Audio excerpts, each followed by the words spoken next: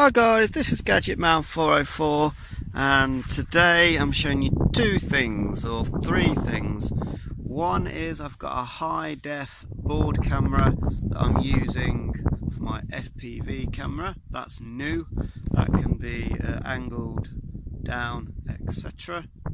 Also, I've talked about it before, that launch pad, look how high. Now the grass is quite long, look how long the grass is, quite long. So normally you'd have to be flattening this down if you wanted to take off from the grass. But now with that drone pilot launch pad that I use, and you can use it as a bit of a workstation. I've got my battery on there, I've got my FPV monitor, my transmitter, my drone and everything else. It's a real good buy. I believe you get them from Amazon. Have a look for them. I can't tell you how much it is because it was a present for my birthday earlier this year, and it is absolutely amazing, very sturdy. It's aluminium construction here and it's nylon with double stitched with aluminium rods going through the middle. Now the only problem I could possibly find with a GPS quad is when you're calibrating it, obviously this is metal and that could interfere with the calibration. So you could actually do your calibration on your bag or on the path if you wanted to, and then put it back on there when you want to take off. But that's another video altogether. The purpose of today's video is I purchased a new FPV transmitter. Now I had one of these all-in-one cameras before.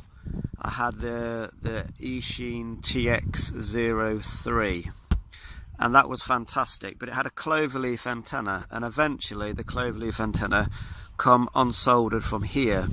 I tried to purchase a whip antenna and resolder it, and the solder was so small that I couldn't get it to take. So it works, but I only get about 100 to 150 meters away from me, and I fly, you know, 8, 9, 1,000 meters, so it would go fuzzy after said value, said distance. Now this is a 200 milliwatt transmitter, but it's also you can change the actual voltage.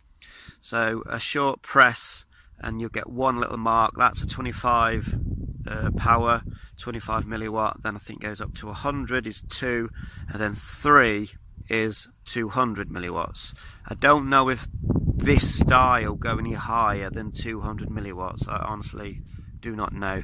But today is just going to be the first flight with this transmitter and this receiver, and this is the G-Tang T909 or something very similar to those instructions or direct description. Made a bracket, bit of a metal selfie stick, and I've got a selfie phone holder. That is ideal. This normally is mounted on your wrist, but I find when you're flying and looking at your wrist all the time, I like to look where I am, have my controller quite high in front of me, and then down to see where it is. So that is what I'm going to be using today, and I'm going to go for a little flight. I'm going to go a few hundred meters until I start to lose range. I've got an app on my phone which is a measuring app, and I can screenshot this field where I am today, and then I can do the measuring afterwards just to see roughly how far, because I've got landmarks. I'm going to have the camera, the FPV camera, looking down quite a bit, so that'll give me more shot of the floor, not so much what's in front of me, because I'm going to be looking at it anyway. And that is the purpose of today's video. Now one thing I don't like already is these wires are quite exposed there, and I've already had to solder one wire and I haven't even used it yet. I just mounted it here, put it in my travel case, and then when I came to get it out ready this morning, checking everything, making sure the batteries were charged and the camera was charged, one of the leads, the power lead, had come off. Now I've managed to resolder it back on and it seems quite tight. I will try and make something to cover up this corner, because all those wires are exposed, which is why I've moved it a bit higher. So instead of bending the wires on that angle, they're quite straight now, and I could even go a bit higher up here if I needed to. I mean, I'm quite low down, but I could push it up a little bit and just clear, you know, so nothing hits those wires at the bottom and takes anything off.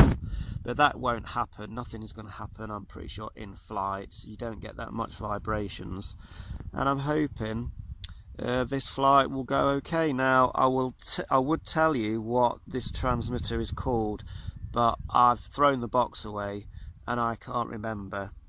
But it is made by, I think again it's made by Eachine, and you attach your own camera. It's got the leads for the board camera attached to one end, and then the other end you would have to solder a battery connector. I bought a little jack type thing, and I like soldered a little lead on, and then I can fit a JST battery onto here. I think this is you can only power this, I mean I'm not 100% sure, but I think you can only power this off a 1S battery. Anything more could blow it, and it took a few weeks to come, and I don't want to blow it, and I've not even used it yet. So today I will be using an 850 1S battery. It's a 45C, but that don't matter because I'm not going to be draining, like whipping it around the field. It's just going to be sending a signal back. And then on this receiver, the battery port where you charge it up, video is on my channel. When you push in the phone charger, like the standard micro USB charger, it broke off the circuit board. I managed to take all this apart, disconnect the battery, cut the wires and left them a bit longer, and then literally fed them through the hole where the charger port went, and then I soldered JST and taped up for insulation a battery connector. So now I can use bigger batteries for this, and I've got a 550 that's going to be powering this, and an 850 which is going to be powering that.